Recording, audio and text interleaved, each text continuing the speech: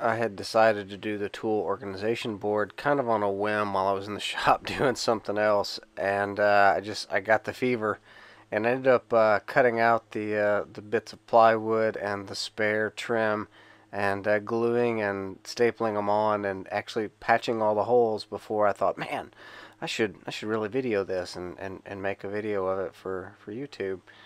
So what you're seeing now is me realizing that and sanding the patching. On the back side edge of these, I have this a little bit greater than 1/4 inch lip, and now I could have cut my trim down on the table saw and just made sure that it was flush before I put it on, or I could run these boards on the table saw on edge, but I'm going to use my trim router. And I'm actually not going to use a flush cut bit. I'm going to put just a little bit of a cove on this edge so that when it hits the wall, it's not flat against the wall. It just has a little bit of a round there. That didn't go as well as I wanted it to. So it's a nice smooth edge, and I got the exact profile that I wanted, but I really didn't enjoy having that shoot up toward my face. I'm going to actually use some dregs. I got a little bit of this pecan stain left and the tiniest bit of this oil-based black enamel from a garden project, man, I don't know, 6 years ago. Paint's still fine, stain's still fine. But I'm going to stain this and get the poly on, and then I'm going to come back and this frame, paint this frame black. I think it'll be a nice difference there in the basement to have it to have the tool board, the pecan color, and then with the black frame.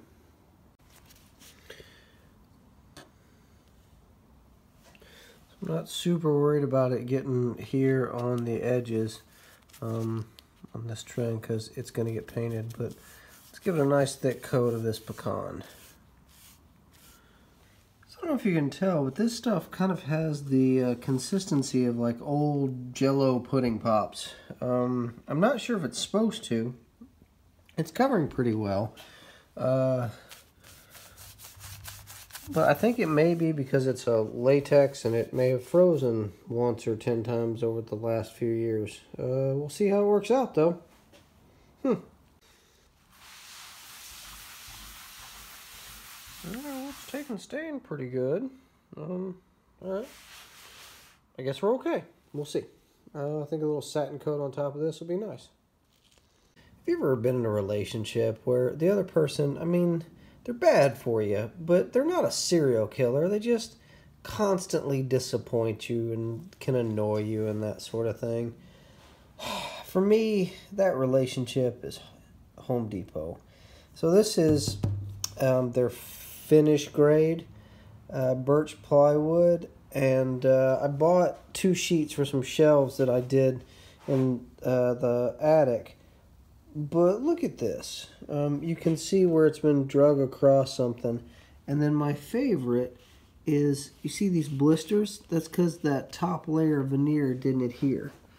And you got it there too. So there's a hump right here.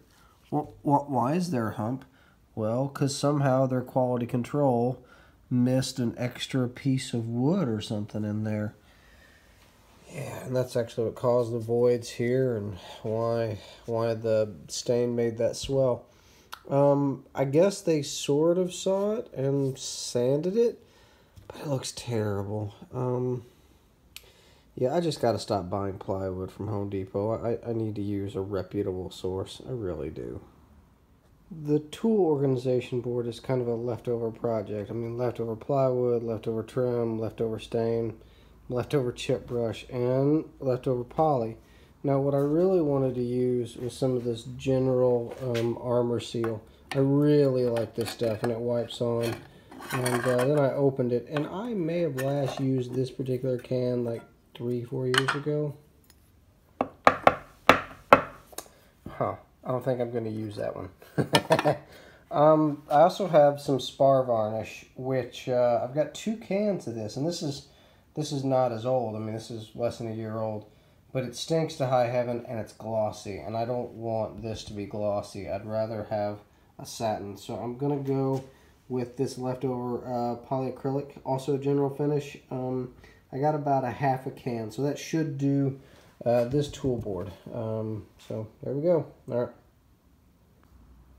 Yes, I'm using a chip brush, and yes, I'm going to get some grief over it, but I have pulled all the bristles I can out. Like every really nice paintbrush I own is currently in use. As you can tell from my hand, we have a job going at the house. So chip brush it is. I don't even know who taught me this. It's been 20, 30 years and lost in the mist of time / my old brain. But like your first coat of poly on a big flat surface, you just trowel it on and then tip it. And it's great for your first coat. Make sure that all the nooks and crannies and all of the pores get filled. Alright, there we go. So the first coat of polyurethane on. I'm gonna actually put one more coat on. It doesn't need it, but just because you put 2 coats of things on, that's what you do.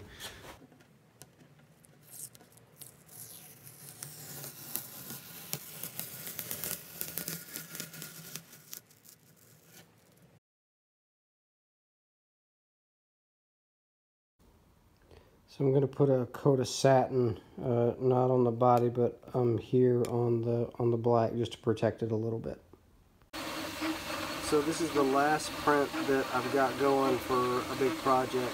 I've been off and on for about a month and a half, printing out bits and pieces and parts. So it's a good day. The wrench holder is done. Got a little bit of pull up there on the edges, but no, I'm real happy with how it turned out. This is the culmination of a month's worth of designing and printing, and then sourcing these bottle cages. By sourcing, I mean pulling them out of the garage. So let's arrange the tool board and see if everything fits like it should.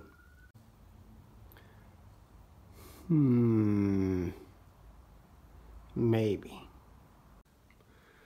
After rearranging 3, 4, maybe 5 times, I'm not telling.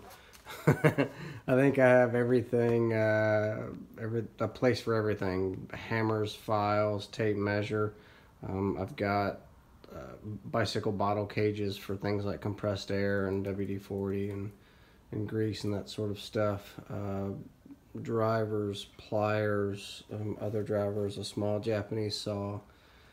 I'm not doing a full set of combination wrenches, just the ones I use all the time, and they're standard. So a big set of standard and a big set of, or a small set of standard.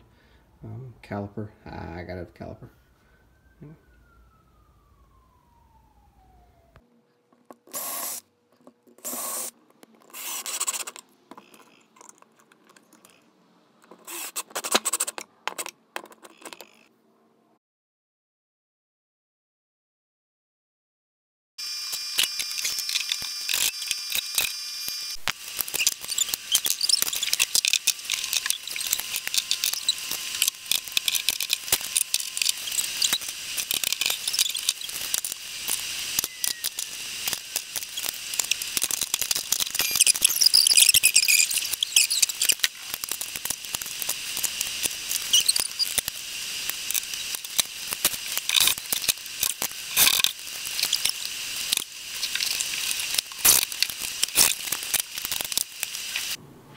So it's installed. I've got some stuff in. There was a couple things that I screwed up on and forgot. This is for my letterpress, and it's to be able to set the type. And I also forgot my type high gauge, also for printing and letterpress, and completely forgot about those. But I made room. Not a huge deal. The one tool that I did forget, and actually made something specifically for it.